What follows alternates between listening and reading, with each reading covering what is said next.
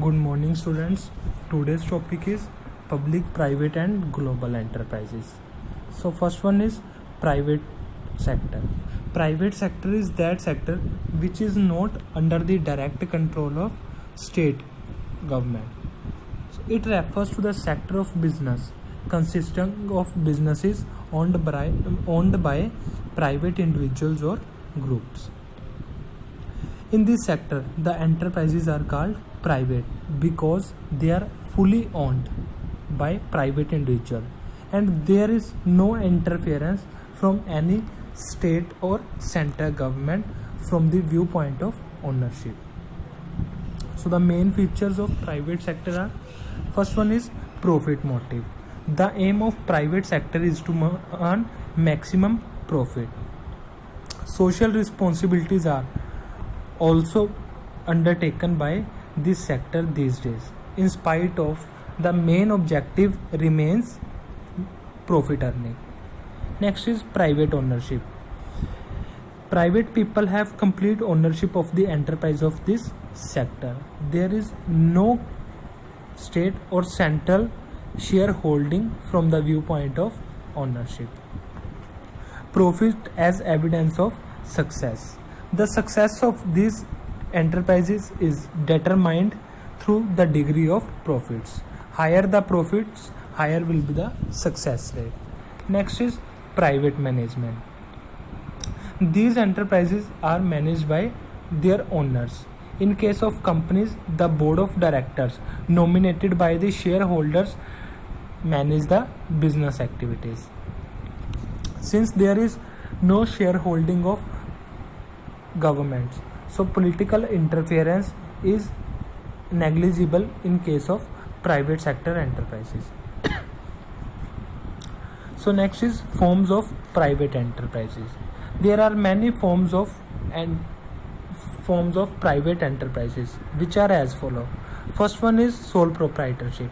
As the name suggests, sole proprietorship is that form of business in which only one owner all the capital investments are made by only a single person.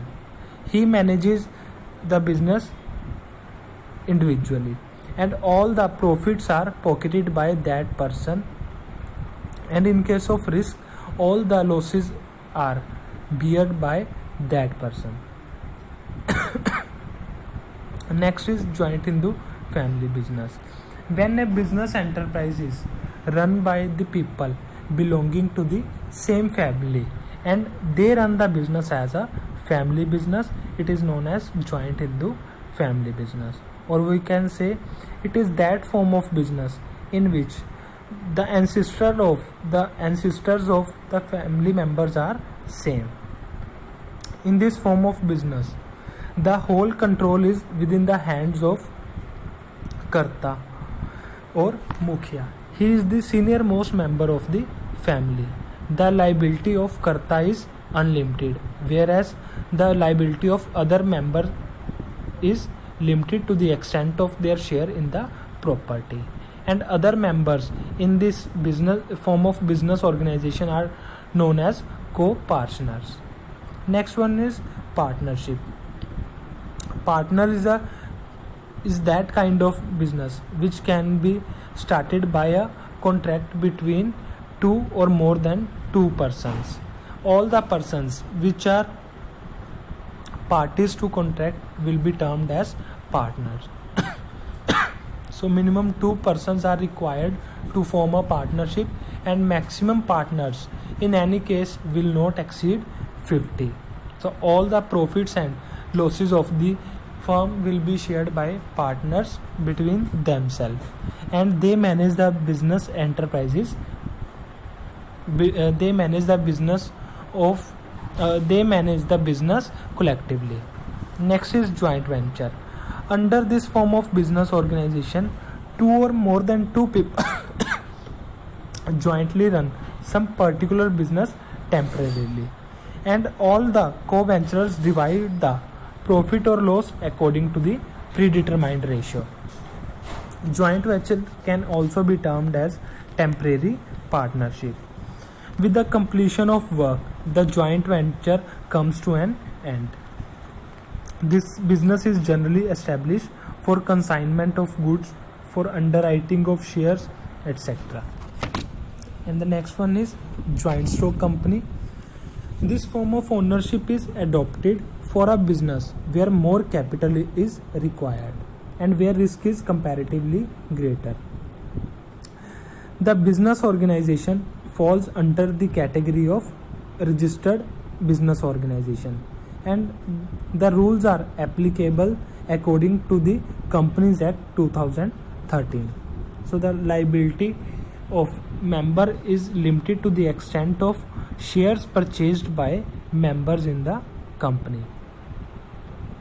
Next is cooperative enterprises. Cooperative enterprises are in the form of voluntary association which comes into existence with the purpose of serving their members. They are established by needy people of a particular class who are economically weak to meet their general needs collectively with the mutual cooperation. Minimum 10 persons are required to form a cooperative society, and the rule registration of cooperative society is also compulsory, and the rules are governed by the Cooperative Societies Act 1912 or any other state cooperative society act. So these are some of the forms of private enterprises. Next is public sector. It refers to that sector of business consisting of businesses owned by the state. So it includes those business organizations which are of public interest and which are controlled and run by the government. Means majority holding or all of the investments are made by the government in this form of business. So public or government enterprise means those enterprises which are established by government and whose ownership and management are also in the hands of government. These enterprises are either entirely owned by the government or their maximum ownership lies with it. Means either 100% shares or investment will be made by government or minimum 51% of holding will be of government. So these enterprises are known by different names like public enterprises, state enterprises, PSUs and government undertakings. It is important to clarify that all the government concerns are not government enterprises. Only government concerns are called public enterprise which undertake economic or business activities. So economic activities are those activities the aim of which is to earn profit. So these are some of the examples of public sector enterprises. Next is the features of public enterprises. So first one is state ownership. The ownership of government enterprises is either entirely with the central government, state government, or is jointly held by state and central government. In some cases, private sector can also participate, but the holding of government will be minimum of 51%. Second one is state control. The management and ownership of public enterprises is in the hands of government. Some of the enterprises are established by government under its own departments, like Post and Telegraph Service are handed over to Post and Telegraph Department run by the Ministry of Communication. Next is financial freedom. Almost all the financial requirements of the public enterprises are met through the investment by the government. But in nowadays, these enterprises can also also fulfill their demand of finance by obtaining capital from the public as loans. Next is service motive. The main motive of these enterprises is to serve the society. Next is public accountability. Private enterprises are accountable to their owners. On the other hand, these enterprises, government enterprises, are accountable not only to the government but are also accountable to the general public. Next is bureaucracy in management. Since the public enterprises are established by the government, their management is run by the administrative officers. They run these enterprises in accordance with the rules and regulations, as a result of which the decisions are often inflexible. Means they sometimes it takes lots of time to take quick decisions. Next is harmonious industrial relations. The attitude of the attitude of public enterprises is more liberal in comparison with that of businesses in private enterprises. These enterprises adopt the policies which are beneficial for their employees' customers, because the main motive of these enterprises is to work for the welfare of society. Next is useful for all sectors. Public enterprises do not serve any particular section of society but are beneficial to all the sections of the society. And the last one is monopoly in few sectors. Public enterprises have a monopoly in some sectors, like railway has a monopoly because railway is run by the central government only. There is no private partnership in this sector. So in certain kinds of enterprises, government enterprises also enjoy monopoly kind of situation. So next is forms of public enterprises. Like private enterprises, there are various forms of public enterprises also. First one is departmental undertaking. It is the most popular form of managing public enterprise. Public enterprises. It refers to that public enterprise which is not run as a part of government department under the directions of minister concerned. These enterprises are necessarily fully owned and controlled by the government, and their management and control are with the ministry with which this undertaking is concerned. So what are the features of departmental undertakings? First one is formation. These enterprises are formed as government departments by the government. Each government department is then handed over to a special ministry. Next is ownership.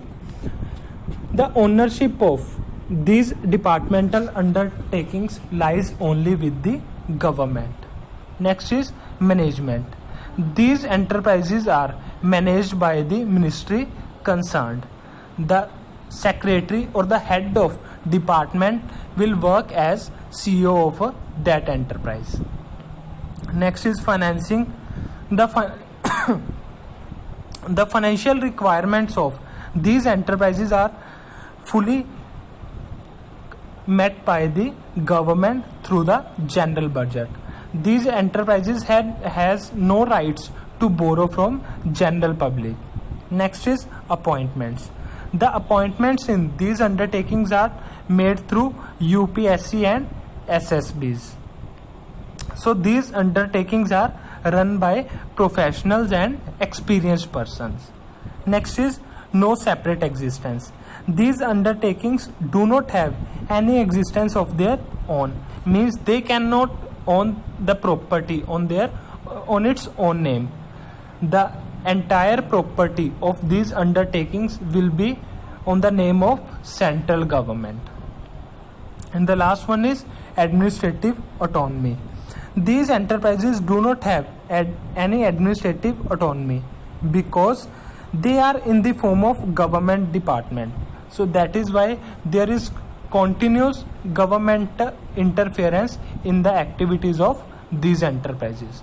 So these are the features of departmental undertakings. Next one is merits of departmental undertakings. First one is easy formation. These undertakings are formed very easily as registration is not compulsory for these organizations. They are established just by the administrative order of the government. Next is effective control. The management of these undertakings work under the rules framed by the relevant ministry.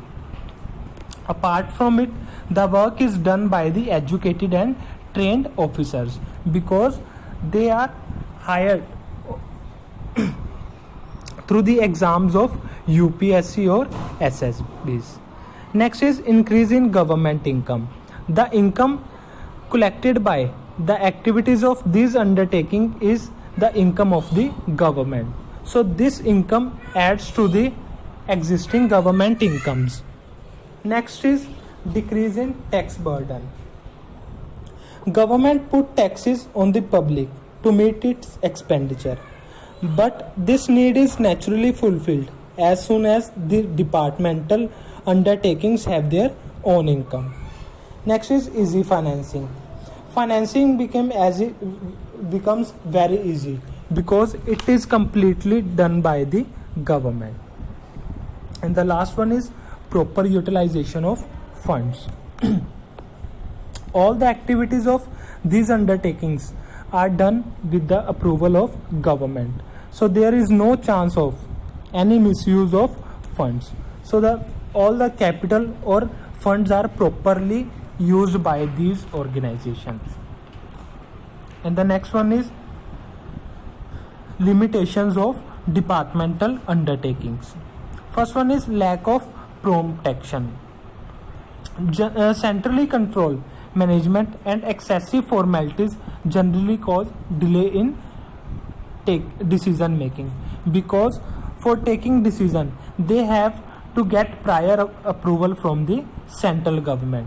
So many a times many profitable opportunities are foregone due to the late decisions. Next is lack of flexibility. There is lack of flexibility due to strict government rules, whereas it is essential for the successful operation of any enterprises that the undertaking must be flexible. Next is lack of incentive. Ordinarily, it may appear that the power which the official enjoy may spur them to work for earning the maximum for the undertakings, but in reality the departmental undertakings have very limited powers. They do not put any special effort to maximize their income. Next is lack of competitive feelings. In some cases, these undertakings enjoy monopoly kind of situation, like in case of railway. So these undertakings do not pay any special attention to ongoing losses for want of competitive feelings and lack of profit motive. Not only this, they are careless about the interest and needs of the consumers. Next is more political interference. As departmental undertakings are run by ministers, so there is continuous interference of government, and the interference is on large scale. Next is red tapeism. Excessive paperwork and the habit of not finishing the work give rise to red tapeism. So there is a heap of files tied in red tape and no work comes to an end in case of departmental undertakings. Second is statutory or public corporations.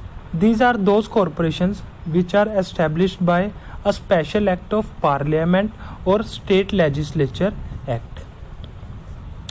These enterprises or these corporations have separate legal existence means they can purchase assets in their own names, or these corporations can sue and can also be sued by the third parties. The entire capital is provided by government, means these corporations are fully owned by the government, but these enterprises have rights to borrow funds from the publics. So the examples of these corporations are Reserve Bank of India, Life Insurance Corporation of India, Food Corporation of India, Oil and Natural Gas Commissions, etc. So what are the features of these corporations? First one is formations. They are established by a special act of Parliament or State Legislature Act.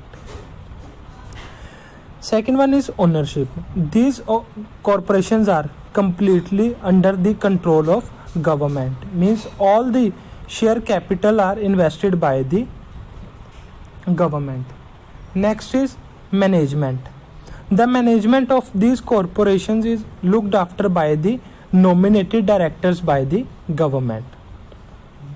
Financing. These corporations are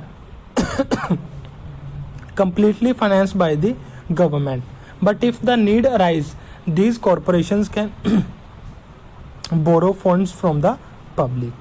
Next is appointments. Corporations have their own rules regarding the appointment and remuneration of employee. The service conditions are fixed by the board of directors in case of these undertakings. Next is separate legal entity. These corporations have separate legal entity from the government, means they can purchase property on their own name, and they can also third parties. Next is administrative autonomy. There is no political interference in case of statutory corporations. They are free to utilize the powers which they get from the act through which they are formed. So these were the features of public corporations. Next is merits of public corporations. First is autonomy in operations. In case of statutory corporations, there is no interference by the government regarding functioning of the corporations, because these corporations drive the power for their work by the act through which they are formed. Next is quick decision making. Decisions are taken quickly, as there is no unnecessary formalities and red tapeism, means benefit of opportunity can be availed. Next is efficient management. Besides the representative of employees and the consumers, the government also nominates the professional managers to the board of directors for the corporations. Next is social service motive. The main motive of these organizations is generally to serve the poor sections of the society. Protection of public interest. The corporations are answerable to the Parliament for their activities. The corporations utilize the public money in a proper way to avoid any question. As a result, public interests are secured. So these are the merits of public corporations. Next is limitations of public corporations. First one is incompetent operational autonomy. To decide, the corporations have autonomy in operations in only theoretical. In reality, there is complete government interference in case of statutory corporations. Next is lack of competitive feelings. The corporations are careless in their activities in the absence of competitive feeling. Next is ignoring service motive. The members of the board of directors utilize their power more for their own profits rather than the social welfare. So the service motive of these organization is neglected. Next is government company. Government company is that company in which minimum 51% of shareholding is held by either central government or state government, or partially by the state government and partially by the central government. So in this way, government become a major shareholder in the company and makes use of all the rights of shareholder. These companies are registered under the Companies Act 1956. So the government companies are of two types. First one is wholly owned government companies, where the entire capital is with the government. And second one is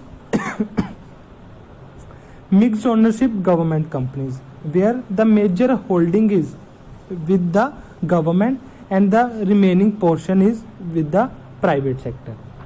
So the examples of government companies are Coal India Limited, Bharat Heavy Electricals Limited, National Fertilizer Limited, etc. So what are the features of government companies? First one is formation. Like private sector companies, these are formed according to the rules of Companies Act 1956. And if the government desire any kind of relaxation, then it can be given to these companies. Next is ownership. Minimum 51% of paid up share capital is in the hands of central government. Management. The management of this company is with the hands of board of directors and most of the directors are appointed by the government. Financing. They can be financed by the government as well as by the public. Next is appointment. The appointment in these companies are made according to their own service conditions. Like the employee of a departmental undertaking, their employees are not government employees. Next is separate legal entity. As these companies are registered under Companies Act 1956, so these companies have separate legal entity. They can purchase assets on their own name, and also these companies can sue and can also be sued by the outsiders. And the last one is administrative autonomy. So the government companies have complete administrative autonomy, means there is no interference from the viewpoint of government. So these were the features of government companies. Next is merits of merits of government companies. First one is easy formation. There is no need to pass any resolution for the formation of these companies. These companies can be formed by the provisions of Companies Act 1956. Next is autonomy in operations. So the government companies can function independently due to the absence of government interference. Flexibility. They can change their rules without any difficulty in the hour of need. Means if the need arises, the rules regarding the operations can be changed quickly. Next is quick decision. There are no formalities regarding operations. So decisions can be taken quickly. Easy financing. They need not to depend on the financing from the government. If need arise, they can borrow funds from the public. And the last is benefit of private participation. Private sector can have a share in the government company. In such cases, the expertise of professional managers of private sector can be availed. So these are the merits of government company. Next is the limitations of government companies. First one is incompetent operational autonomy. So most of the directors of the government companies are nominated by the government. They are chosen from various government ministers. So they do not have complete operational autonomy. Next is no continuity in policies. Continuity in policies is not achieved due to speedy replacement in the chairman and senior officials of the government companies. Every officer tries to run the company according to his own will. So, due to change in policies, their efficiency will be affected. Next is lack of professional efficiency. Professional efficiency is needed to run a company. This proficiency is not found in the directors of as nominated by the government. So consequently the working of the company affects. Next is fear of public accountability. The annual reports of government companies presented in the parliament. So the senior directors do not take any risky decision whenever it is necessary to take such a step for successful running of the business. Consequently, these companies remains slow in development from business point of view. So these were the merits and limitations of government companies. Next topic is joint sector. So joint sector refers to that sector of business under which both the public sector and the private sector enterprises are the partners.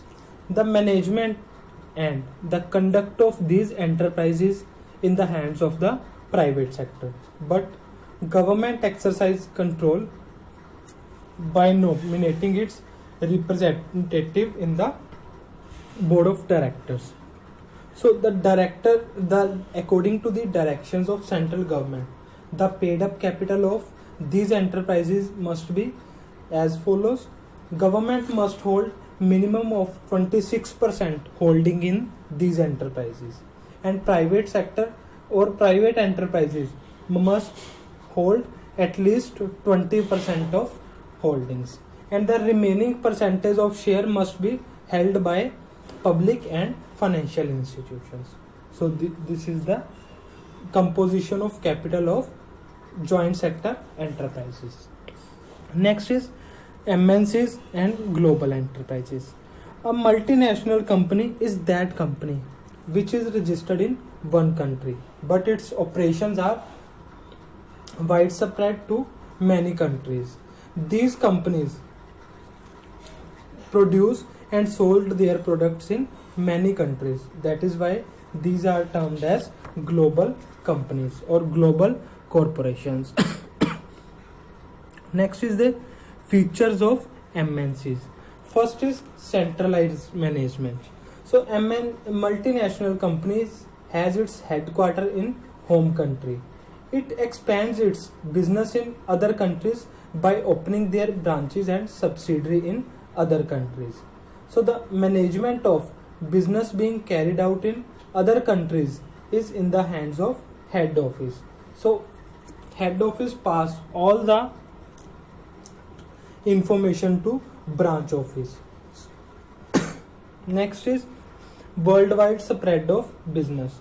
The business of MNC is spread many countries. So these companies exploit the local conditions prevailing in the host country. Better quality products. A multinational company has to compete on the world level. So therefore, these companies pay special attention to the quality of their product. Next is large size. Generally, the size of these companies is very large.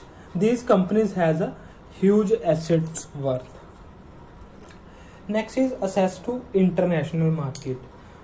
A multinational national company easily establish its identity in the international market because of the quantity of products provided by these companies.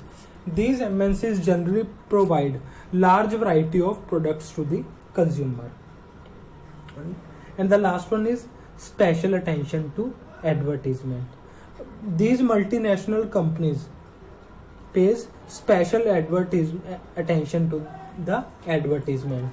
The success of these companies is the amount of expenditure made on these investments.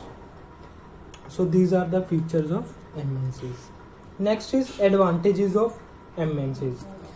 First one is increase in foreign investment. So all the countries wants to have foreign capital in their country. So it's by allowing the companies of foreign countries, they can increase the inflow of foreign capital in their country. Second one is increase in employment. By setting up of multinational companies, these companies create many employment opportunities in the market. So problem of unemployment can also be solved with the help of MNCs. Proper use of resources. With the setting up of MNCs, the human and physical resources lying idle are put to proper use. So these companies help a country to use its resources to its fuller capacity. Technical development. Generally, MNCs bring modern technology into the host country. So with the help of MNCs, technical development take place in the country. End of local monopoly. There can be some products which are manufactured only by a few companies. In such a situation, these companies came to acquire a monopoly in the market. So taking advantage of this monopoly, they start selling the product to the consumer at high prices. So they exploit consumer. But by allowing MNCs, the monopoly of those producers can be eliminated. Next and the last one is increase in export. So encouraged by the success of MNCs, many small producers establish large companies. So it increased the export of a country. So these were the benefits of MNCs. Next is disadvantages of MNCs. First one is danger for domestic industries. So the domestic industry is incapable of facing the challenges of MNCs because they possess huge financial resources. Some weak companies have simply to wind up their businesses because of the presence of MNCs. Repartition of profits. These companies earn huge profits. They carry these profits to their country. This adversely affects the foreign exchange reserve of the host country. Next in intervention in local politics. So the MNCs established their supremacy in the underdeveloped country simply because of their immense favorable position. Firstly, these companies help the government in many ways, but after that these companies use the government for their own benefits. Exploitation of natural resources. These MNCs exploit the resources of host country to earn maximum profit. So these companies are very dangerous for the environment of host country. And the last one is no benefit to poor people. These MNCs generally produce goods which are used by the rich people because the main aim of these MNC is to earn profits, and profits can be earned by offering products to rich people. So the poor people will not get any benefit from these MNCs. So these were the disadvantages or limitations of MNCs. Next is the meaning of joint venture. Joint venture refers to that partnership in which companies share investment, risk, management and profits in the development, production or selling of products. So when two business enterprises agrees to join together for a common objective, that is mutual profit, it gives rise to joint venture. These two enterprises may be private, government owned, or a foreign company. So the method of business is adopted in following situation. First one is when a company wants to do business on international level but lacks the capital, then they can enter the market by way of joint venture. Second is when a company anticipates that doing business with a local partner will prove profitable. And next is when a company is willing to avail the benefit of existing distribution system of the local partner of the importing country. So under these situations, a company can join joint venture. So we can take example of joint venture. For example, there are two companies, A Limited and B Limited. A Limited has spare land and it also has labor, but it does not has the expertise of construction, whereas B Limited does not have land and labor but having the expertise of construction of buildings. So both these companies, A Limited and B Limited, will join hands so that A Limited can fulfill the dream of construction of building, whereas B Limited will be in a position to earn profit. So both these companies can take the benefit of each other's services. So what are the benefits of joint venture? First one is easy entry in overseas market.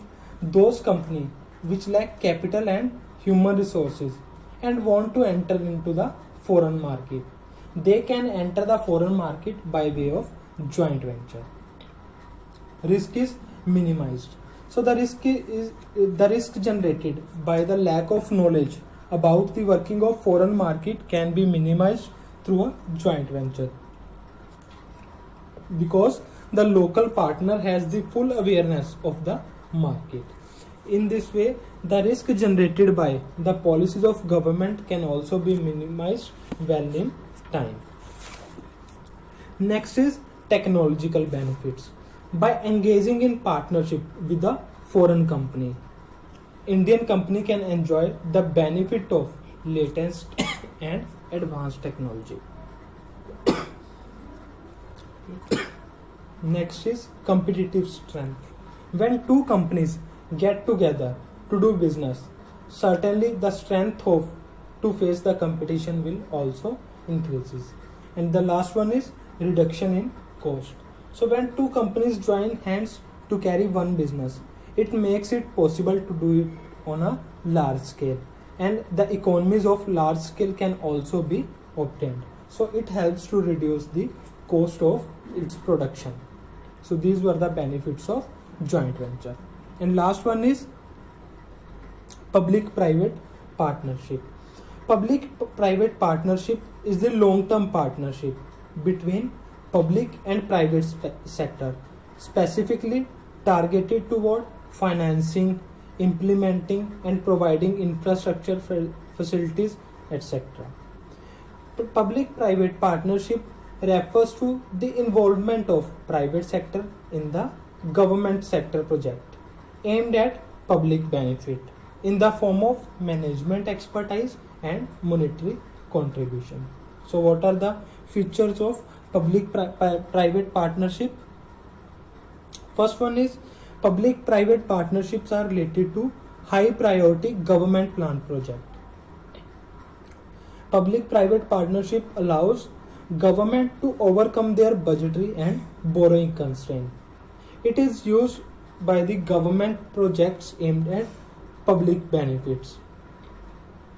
These projects leads to faster implementation and reduced life cycle. And the last one is the government remains actively involved through the life of the project.